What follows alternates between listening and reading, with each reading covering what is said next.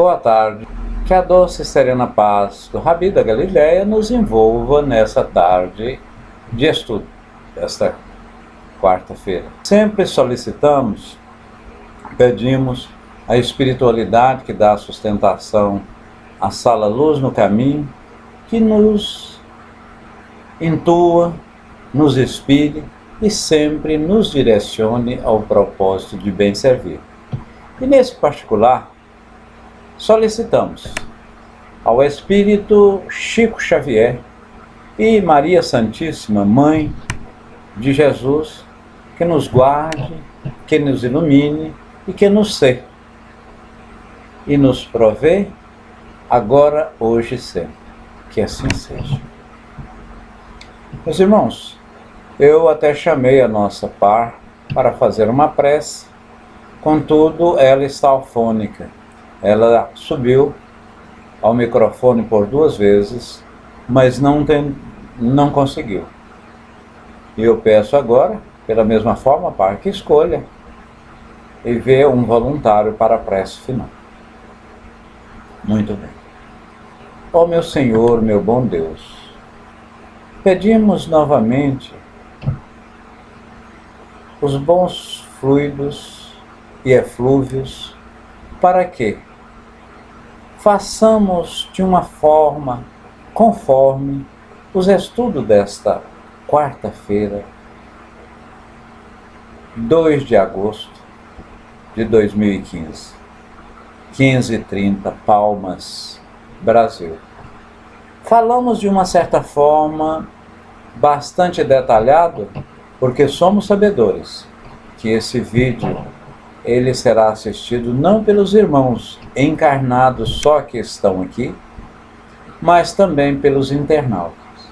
Costumo dizer, e sem medo de errar, que a internet é uma ferramenta extraordinária e tem perpassado, tem, de uma certa forma, perpassado esses estudos, enviado esses estudos para os mais longínquos rincões.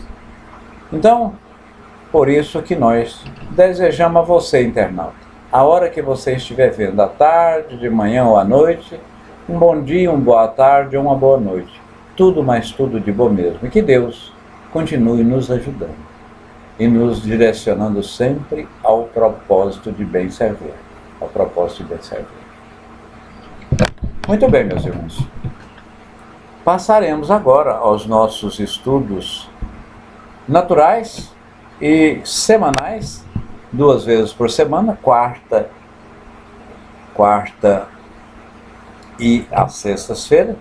Estudamos aqui de forma sequencial e sistematizada as obras de Kardec.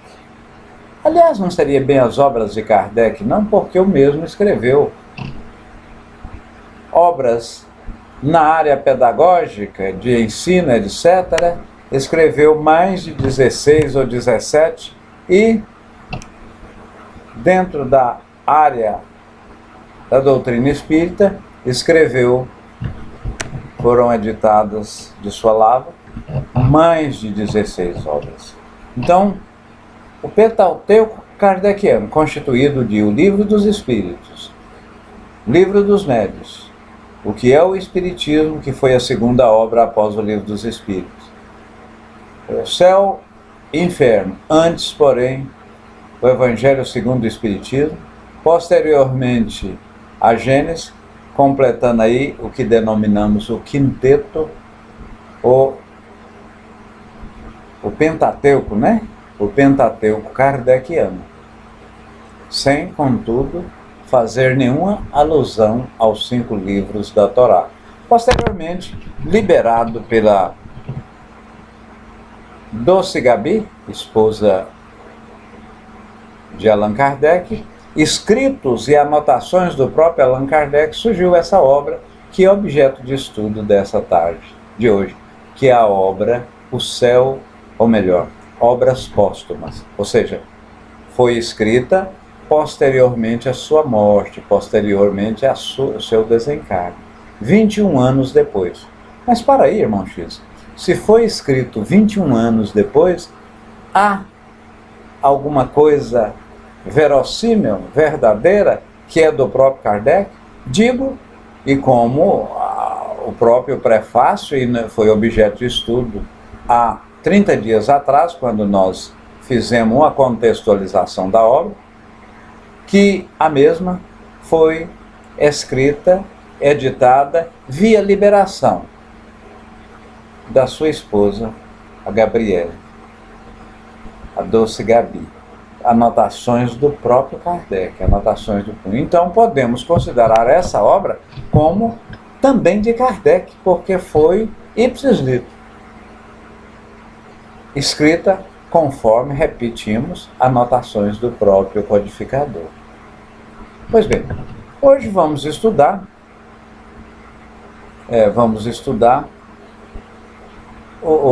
a obra, como dissemos, a obra póstumas, né? Mas antes, para não sair da tradicionalidade, eu sugeria, ou melhor, eu solicitaria que vocês colocassem um número de 1 a 288.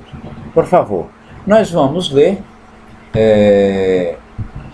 de Torres Pastorino, um best-seller, né? Vamos ler uma página para continuar nessa harmonia e dar, naturalmente, sequência aos nossos estudos. 255, Sonhos colocou. Muito obrigado. E 255, quando eu falo, eu digo para mim mesmo que os meus ouvidos, quando a minha boca fala, está mais próximo, eu estou ouvindo, e o último que chegou, que foi o nosso amigo Hermes.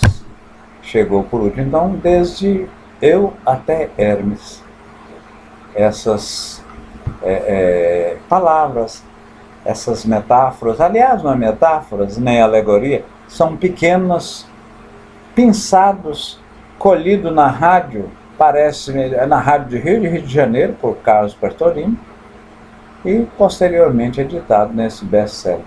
Então são pensamentos positivistas e diários. Aprenda a decidir ou a dirigir palavras de louvor a tudo que é belo e bom. Não retenha seus sentimentos de gratidão e louve tudo o que contribui para a beleza e o bem-estar da humanidade. Não se cale diante do que é belo. Dê expansão ao louvor que provém do seu íntimo em favor das pessoas e de coisas. A gratidão traz alegria à vida. Cultive a virtude do louvor, espontâneo e sincero, e você aumentará o número de seus amigos. Interessante, meus irmãos, interessante mesmo, porque no momento em que você não louva, no momento em que você não elogia, no momento em que você não chega para sua esposa e diz: meu amor, eu te amo, e pela mesma forma, a esposa não chega para o marido e diz: olha, meu bem, você é extraordinariamente imprescindível para mim. Depois que lhe encontrei, a minha vida tomou outro rumo, tomou outro destino. São elogios do próprio coração, sem qualquer, vamos dizer, embuste, sem qualquer feitura ou hipocrisias, eu diria até, mas quando é dito do fundo do coração, falado da alma mesmo, então o elogio sincero e espontâneo é muito importante, é muito importante. E isso até é na própria prece, meus irmãos. Porque somos sabedores que uma prece, uma oração, uma dádiva ou uma conversa com Deus, com o Espírito Superior, ou aquele santo de sua devoção, o qual você evocou, você pode orar e a oração está embasada, está constituída em 3, eu diria, pré-requisitos. Ela primeiro pode ser ou constituir uma solicitação. ó meu Deus, eu solicito a vossa intervenção e diante do meu merecimento que olha isso, aquilo. Então, primeiro, uma solicitação. Segundo, um louvor, que é o caso do agradecimento.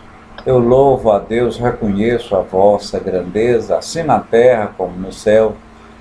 Eu sei da minha pequenez e diante da sua extraordinária amplitude, bonança, bondade e justiça, eu sou tão pequeno. E por fim, o agradecimento. A gente agradece tão pouco, tão pouco.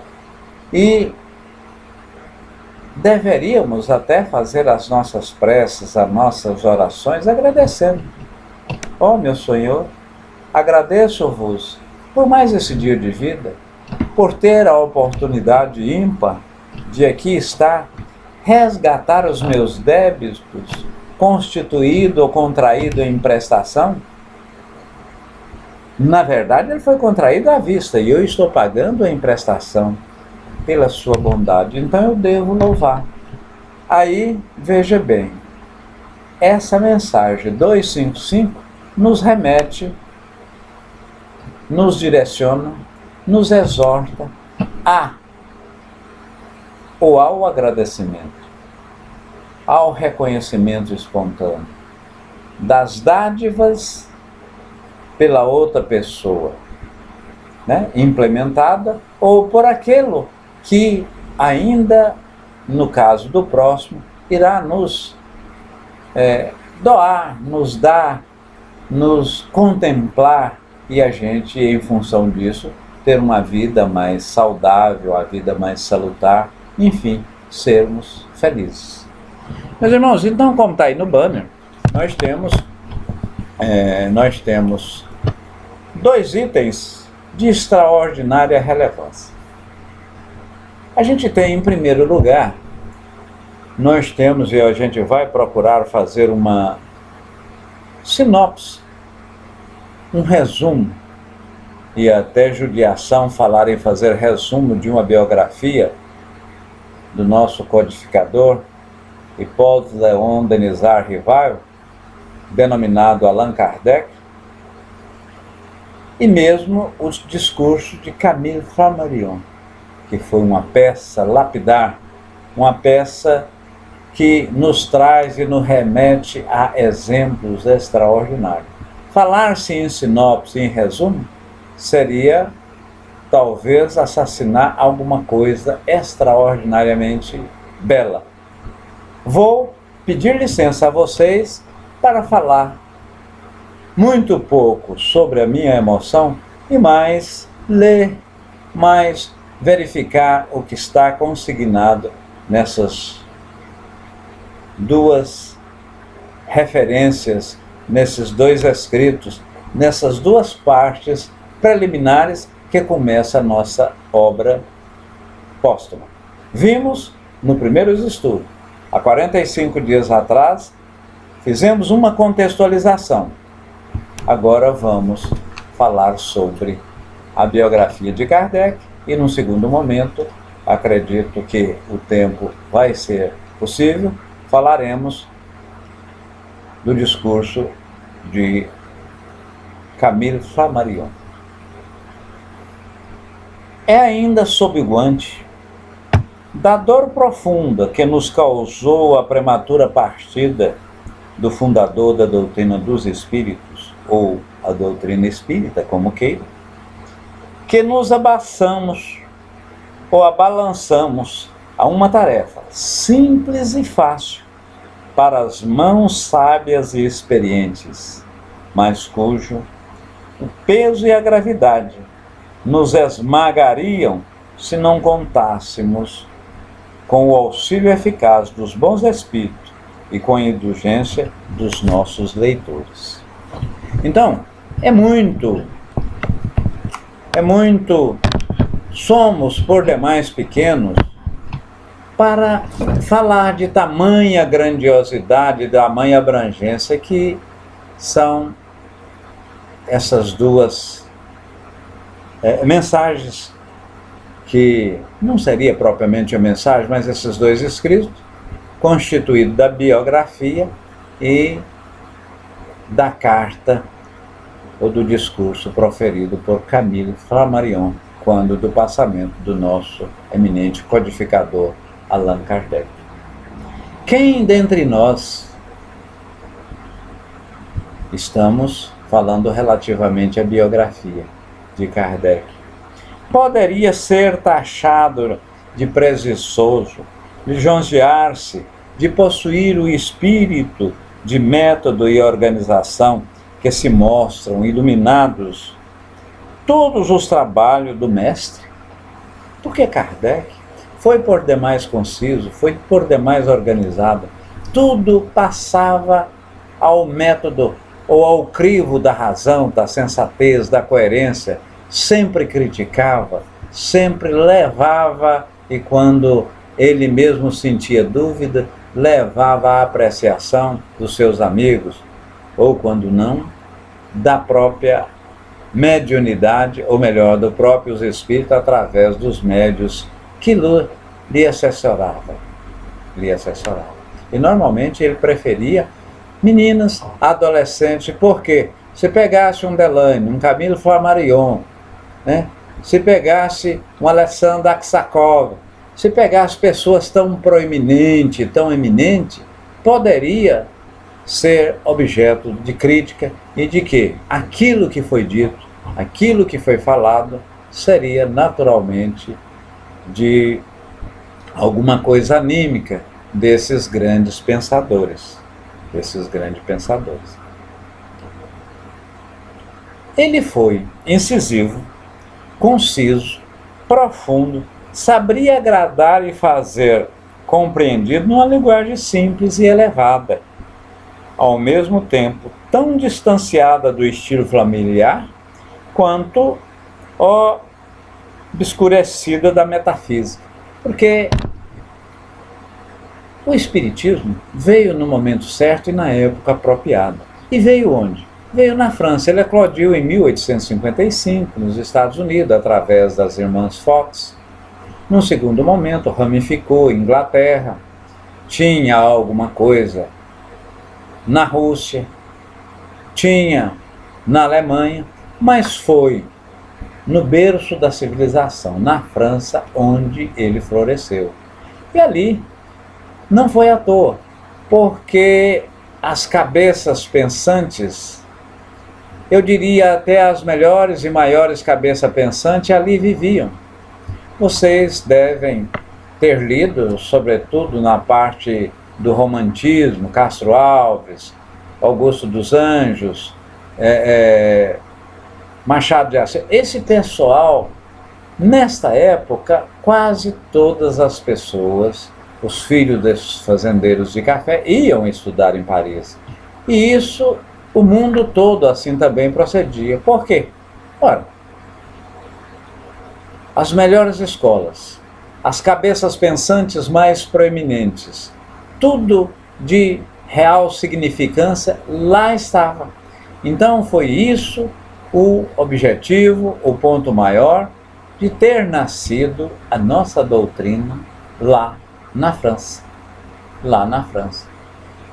Dentro e no meio de um positivismo de Auguste Comte, onde o próprio positivismo se aliava muito, eu não digo que ele era o materialismo em si, mas tinha um grande viés do materialismo, ou seja, a morte simplesmente, após a decomposição dos corpos, acabaria tudo. Então não existia uma alma, não existia um espírito, ou alguma centelha que animasse ou animou o corpo, que sobreviveria à morte propriamente dita. E nós somos sabedores que o espiritismo, a doutrina espírita, a alma, o espírito, ele existe antes do berço e, por consequência, existirá após o túmulo, né? Após ser enterrado, aí que efetivamente há a verdadeira vida, a vida espiritual, a vida que nós a teremos eternamente. Não somos eternos, somos infinitos. Por que não somos eternos? Porque fomos criados, teve o Criador. Deus nos criou de forma simples e ignorante. Mas tivemos início, porém não teremos fim. Mais à frente, Camille Flammarion disse o seguinte: enquanto nós mantivermos nas suas pegadas e todos de boa vontade se unirem num esforço comum pelo progresso e pela regeneração intelectual e moral da humanidade, conosco estará o espírito grandioso desse filósofo, que foi Allan Kardec, e nos secundará com a sua influência poderosa. Com a sua influência poderosa. Isso nós podemos dizer, meus irmãos, de forma peremptória, de forma contundente. Por quê? Porque, nesse aspecto, poderíamos também afirmar que, no que refere-se à religiosidade, à espiritualidade, existia uma espiritualidade antes e depois de Kardec.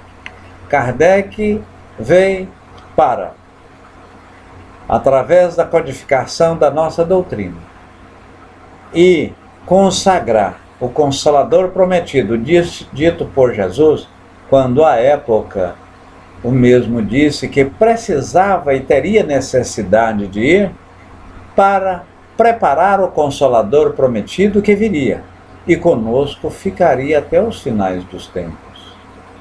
Até os finais do tempo. Aliás, eternamente. Teria condição de suspender o véu, clarificar algumas parábolas e algumas alegorias, dizer algumas coisas que eu, Jesus, à época não fui ou não tive a oportunidade de dizer, em função da complexidade para as pessoas que viviam a época. Então, no momento certo e aprazado, no momento correto, o Consolador prometido, que no caso específico é a nossa doutrina espírita, viria não só para ficar conosco, mas para clarificar aquilo que estava sob uma luz espessa. Estava sob uma luz espessa, obnubilado, né? As nossas vistas estão. Nascido em Lyon, em 3 de outubro de 1854, ou melhor, de 1804, ele era de uma família católica, de uma família de juízes, e ele foi estudar em Yverdon, na Suíça, num colégio e numa sociedade extremamente protestante. Então, ele de família católica foi estudar em um local de protestante. Imagina a cabeça dele. Uma pessoa inteligente, uma pessoa arguta, uma pessoa criteriosa em tudo que ia fazer e perspicaz. Ele ia, buscava. Imagina a dúvida desse homem. Nasceu numa família católica, cresceu e educou-se numa família protestante. Estudou no Instituto Yverdon com Pestalozzi, o mestre Pestalozzi. Ele fez letras. Então, nascido numa religião católica, repito, mas educado num país protestante. Aí veio, a mente dele veio a mil. Veio a mil por quê? Porque tinha conflitos de existência. Onde eu estou? O que eu sou? O que eu procuro? O que será de mim após a morte? Né? Tem alguma alma? O que é Deus? Como Deus atua? Então isso tudo, de uma certa forma, era um pensamento que ele tinha, e isso ajudou, naturalmente, na codificação da nossa doutrina. O Espiritismo veio a seu tempo imprimir-lhe especial direção aos trabalhos. Então o Espiritismo não veio nem antes nem depois, veio no tempo apropriado. Veio no tempo, inclusive, que Kardec já estava amadurecido. Ele teve conhecimento da doutrina, como vamos ver, a partir de 1855, quer dizer, já um homem maduro. E ele, até então, trabalhava e trabalhou com magnetismo 31 anos. 31 anos. Shari, ontem, nós comentávamos via internet, teste, mas Kardec não falou em passe, não falou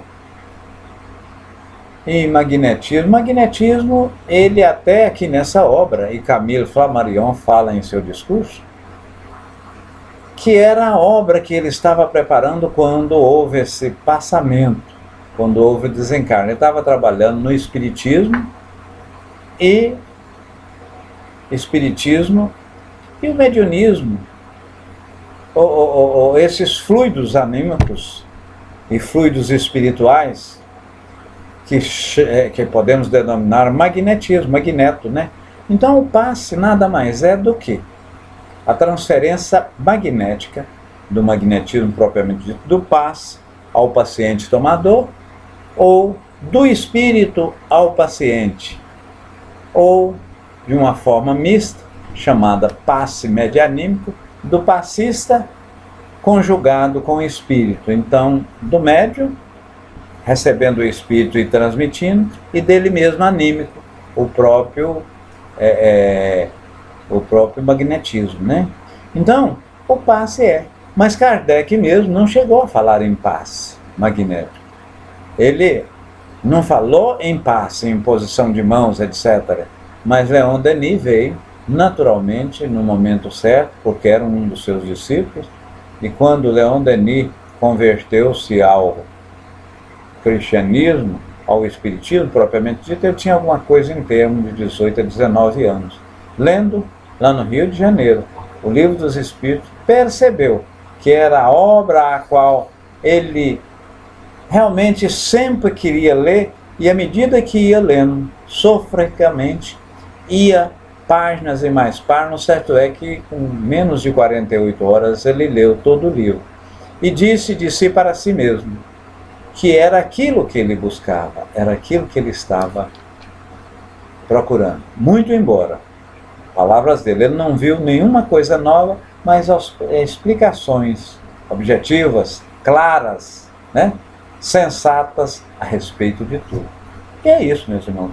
O Livro dos Espíritos tem efetivamente tudo. Tem efetivamente tudo. Antes que o Espiritismo lhe popularizasse o pseudônimo de Allan Kardec, já ele se ilustrara e, de uma certa forma, já era famoso com outras obras, notadamente obras destinadas ao ensino, obras destinadas à literatura, obras destinadas às pessoas no que refere-se ao saber e à cultura didática. Então, ele, por sugestão espiritual, adotou-se o nome de a encarnação de um espírito. Ele teve, na época do espírito druida, e ele teve essa encarnação, adotou-se o nome, o pseudônimo de Kardec. Isso por quê? Para não pegar a proeminência, a relevância do homem, do educador que ele era. Porque se ele se sobressaísse diante, como de fato sobressaiu, diante das obras espíritas, não era relativamente influência do então professor Rivaio, grande pedagogo, e que influenciou a Europa de uma maneira geral, e a França, justamente com a Alemanha, de maneira particular no que refere ao ensino e aos ensinamentos, né, da nova pedagogia de ensinar. Pelo ano de 1855, ele tomou conhecimento, né, com a doutrina, através de Fortier, através de amigo Didier, e foi convidado a ver e a presenciar essas sessões que eram feitas de forma exibicionistas em salões de Paris. Ele viu, ele presenciou, percebeu alguma movimentação e, inicialmente, ele não achou nada relevante, porquanto estudando o magnetismo, e o magnetismo através do pensamento meu, seu e de todos que estão ali na sala, poderia naturalmente promover efeitos físicos semelhantes. Mas aí começou aqueles efeitos responder questionamentos, ter pensamentos. Aí ele preocupou e viu que por detrás daqueles fenômenos, entre aspas, porque não tem fenomenologia nenhuma na nossa doutrina, tudo é explicável, ele percebeu que existia uma força inteligente e, num segundo ou terceiro momento, a própria espiritualidade diz, quando ele assim arguiu: quem está aí? Os imortais responderam: espíritos. E que são espíritos? Redarguiu Kardec. Ele diz: nada mais do que vossas almas quando estavam neste mundo na carne, ou seja, encarnados. E aí começou os estudos de uma forma sequencial, muito organizada, de maneira concisa e colocando tudo a seu tempo, pesquisando, vendo e levando ao crivo da racionalidade. Isso tanto é verdade que ele disse: a fé da doutrina espírita, a fé do espiritista, é aquela que no decorrer da história pode enfrentar a razão face a face e jamais olha de banda ou para baixo. Então, fé é aquela que pode enfrentar a razão a qualquer época da humanidade e sempre está incólume, firme, né? Firme. As ideias inatas se explicam pelos conhecimentos adquiridos nas vidas anteriores. Então foi quando ele viu que essas crianças que nascem já sabendo, muitas vezes, tocar um piano, sabendo, igual tem um indiano, agora uma criança, fazendo prodígio com 14 anos, ele já é um adulto hoje, mas com 14 anos ele estava defendendo tese, era doutor, aos 12 anos participou de cirurgia. Então, e se retroagir na história, Mozart, com 4, 5 anos, ele já tinha escrito partituras. Como explicar essas inteligências inatas, essas inteligências tão extemporâneas e tão em idade tão tenra, se não for a pessoa estar íncita dentro de si, tem um espírito milenar que viveu vários anos e, por consequência, tem um conhecimento. Isso é a explicação da doutrina. Então, as ideias inatas são explicáveis por esse viés.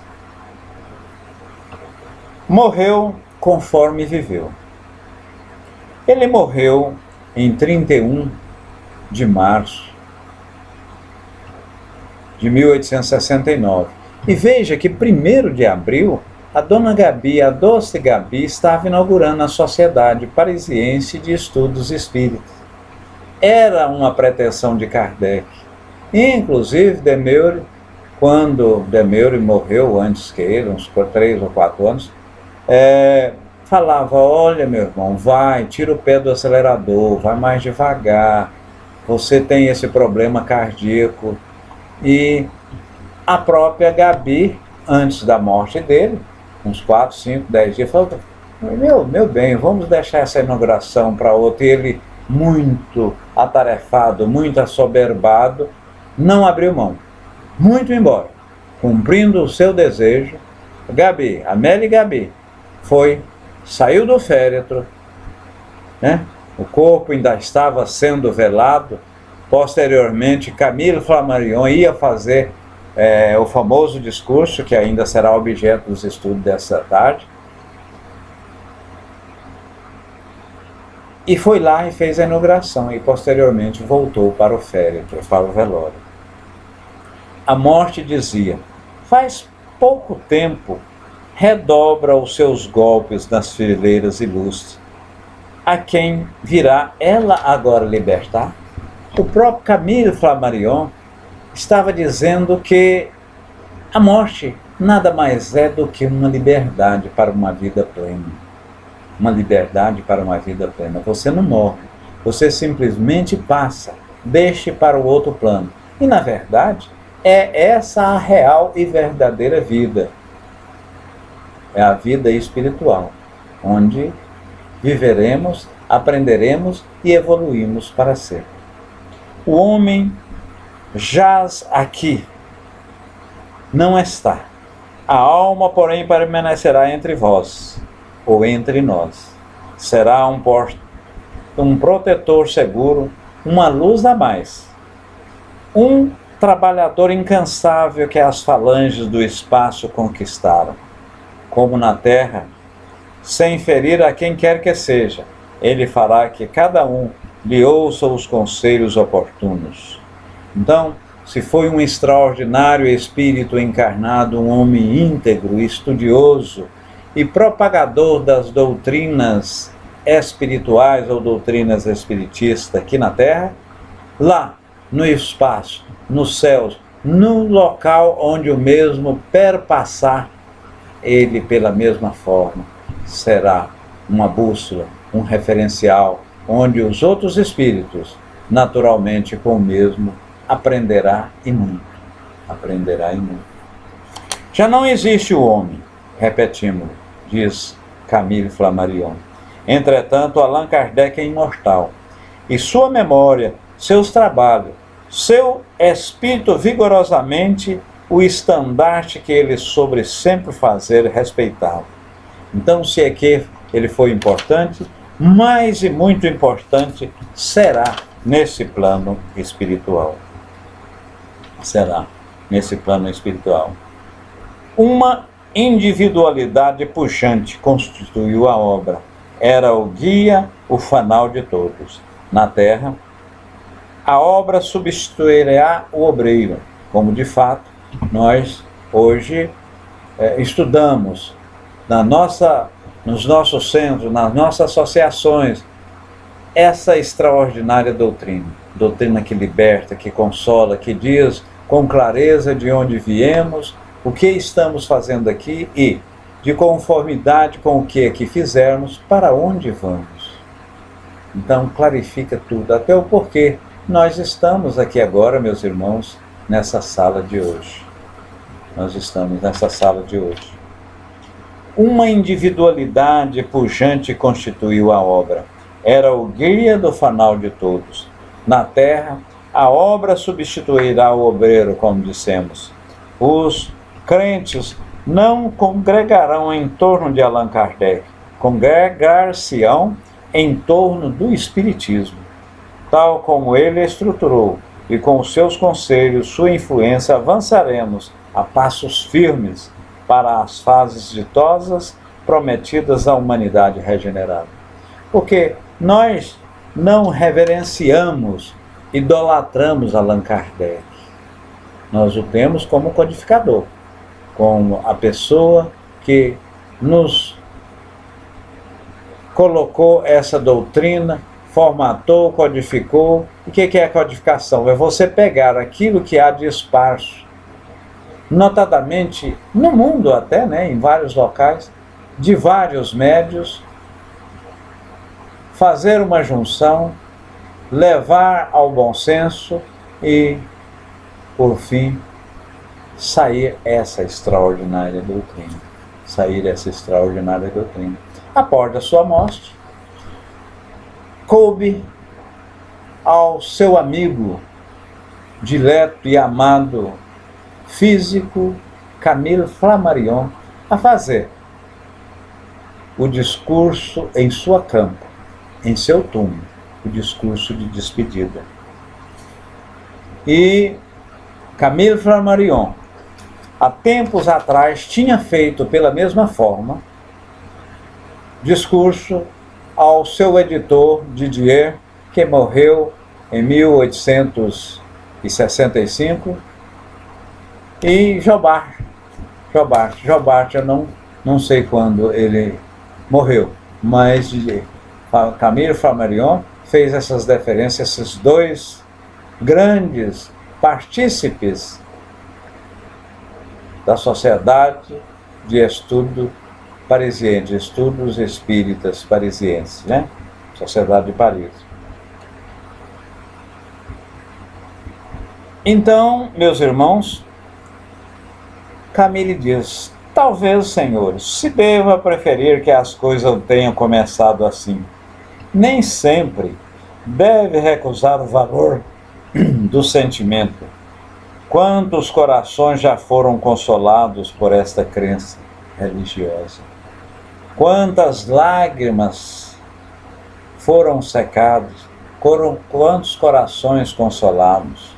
Quantas consciências se abriram às irradiações de belezas espiritual? Nem toda a gente é ditosa nesse mundo. Muitas afeições aí são despedaçadas. Muitas almas têm adormecido no cepticismo. Então, nada é o de haver trazido ao espiritualismo tantos seres que flutuavam na dúvida e que não amavam a vida, nem a vida física, nem a intelectual. Ora, o Espiritismo, e isso sem sombra de dúvida, a gente tem visto no decorrer da história, tem, através da consolação, através da orientação, através do direcionamento para o bem, tem evitado que várias pessoas se suicidam, tem colocado, vamos dizer assim, nos trilhos novamente aquelas pessoas desesperadas, tem evitado e curado várias pessoas em processo de agonia, de depressão, de coração extremamente machucado e doído. Então o Espiritismo tem dado um direcionamento bastante salutar, um direcionamento muito virtuoso às pessoas que o seguem. Então isso agradecemos a essa pessoa que jaz inerte nesse ataúde. Ressaltando o quê? O que está aqui é tão somente o corpo. O espírito está em outras pragas, está em outra dimensão e ajudando tanto quanto ajudou espiritualmente na Terra. O ponto de partida era aplicar-lhe a razão firme do simples bom senso e examiná-la segundo os princípios do método positivo. A razão é que permeava o posicionamento de Kardec. Aquilo que não tivesse ou fosse fora da razão não teria a sua sustentação e não teria o seu apreço. O sobrenatural não existe. As manifestações obtidas com o auxílio dos médiuns, como dentro do próprio magnetismo isso pode ocorrer, devem ser severamente submetidas à verificação da experiência. Kardec pedia para sempre a gente levar o crivo da racionalidade à experiência e, sobretudo nós, eu particularmente trabalho em mediunidade, e vários que estão aqui na sala, pela mesma forma, devem trabalhar. Então, sobretudo nesse campo mediúnico, devemos arguir, devemos perquirir, devemos comprovar aquelas manifestações inteligentes, por exemplo, psicografia, a psicofonia, será que é do próprio médium? É de algum espírito? Isso tem razão de ser dessa ou daquela forma? Devemos questionar, devemos arguir. Quando se compara o pouco que sabemos, a exiguidade da nossa esfera de percepção com a quantidade do que existe, não se pode deixar de concluir que nada sabemos, que tudo estamos por saber. E é bom ressaltar, meus irmãos, que Kardec, em 14 anos, fez essa monumental obra, codificou essa monumental obra, que é uma bússola que nos clarifica, que nos direciona, que nos orienta sempre ao propósito de bem ser aqui. Promove o bem, torna-nos, ou pelo menos impulsiona-nos a sermos homens de bem. E em sendo, ou melhor, em tal sendo, nós com certeza vamos viver uma vida mais profícua, uma vida de mais amor, uma vida, sobretudo, de mais felicidade e com maior qualificação de nossas existências. O corpo material não passa de transitório agregado de partículas que absolutamente não lhe pertence e que a alma grupou, segundo o seu próprio tipo, a fim de criar para si órgãos que se ponham em relação com o nosso mundo físico. Então daí, Camille fala que o corpo material, esse corpo nada vale. Isso aqui, simplesmente através dos fluidos, os fluidos cósmicos, os fluidos universais foram agregando, formando o corpo que, quando da morte, isso aqui transformará em átomos e transformará em outras matérias com outras composições químicas e servirá de adubo, servirá de composição para a formação de plantas e de outras matérias. Nada se cria, nada se perde, tudo se transforma. Isso até foi um grande pensador que outrora nos afirmou de forma com bastante propriedade.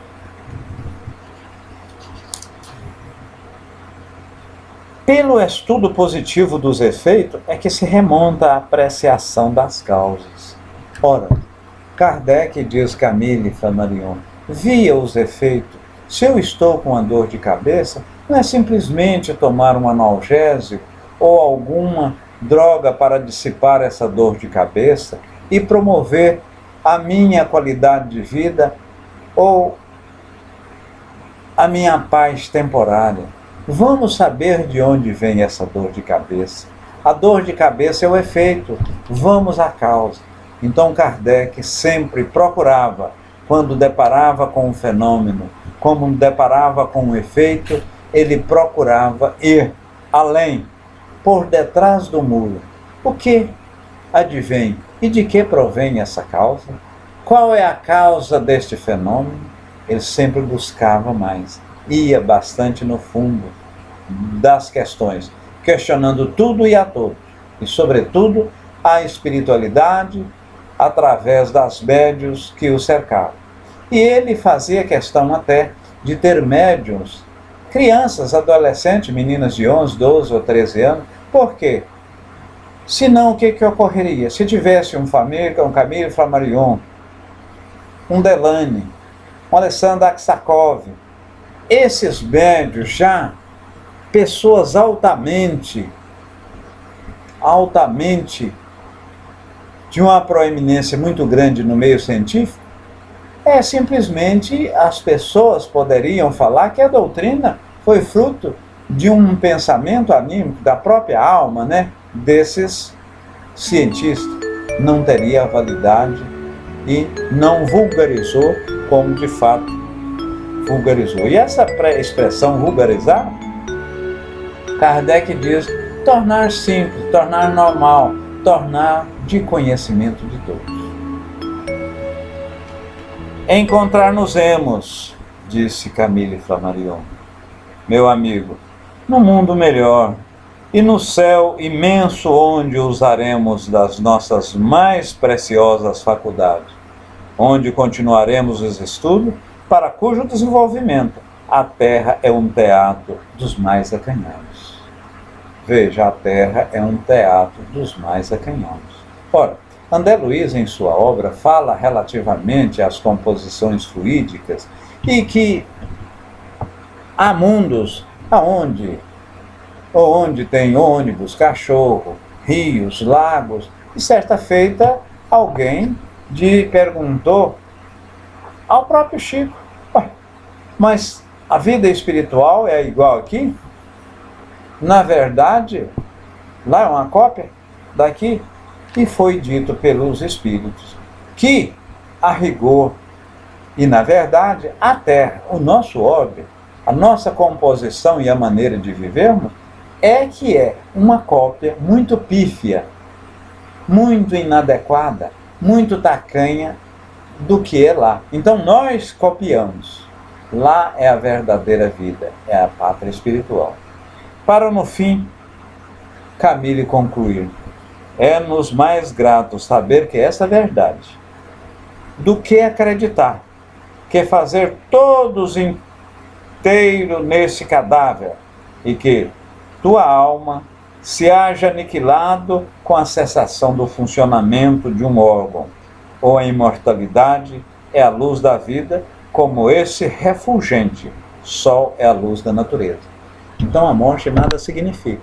Assim como a noite ou as trevas que intermedia um dia da mesma, será dissipada pelo sol glorioso que chega no dia seguinte, para finalmente concluir o seu discurso. Até breve, meu amigo. Até breve, meu caro Allan Kardec. Até breve.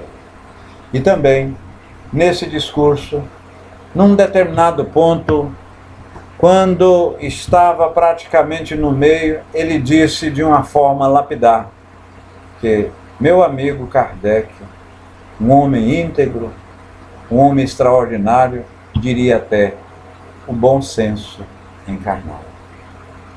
Meus amigos, muita luz, muita paz, que a doce e divina paz do Rabi da Galileia e a espiritualidade dos dois planos continua sempre nos direcionar ao propósito de bem servir. E mais uma vez eu digo, amo a doutrina espírita e, por consequência, amo cada um de vocês que aqui está. Seria possível fazer esse estudo só? Sim, porque somos sabedores que tem uma pleiade, inúmeros espíritos nos assistindo. Mas não teríamos a garra, não teríamos este elan, não teríamos essa força, não teríamos, vamos dizer, esse pique para ministrar os estudos. Então, um beijo nos vossos corações e sintam-se abraçados.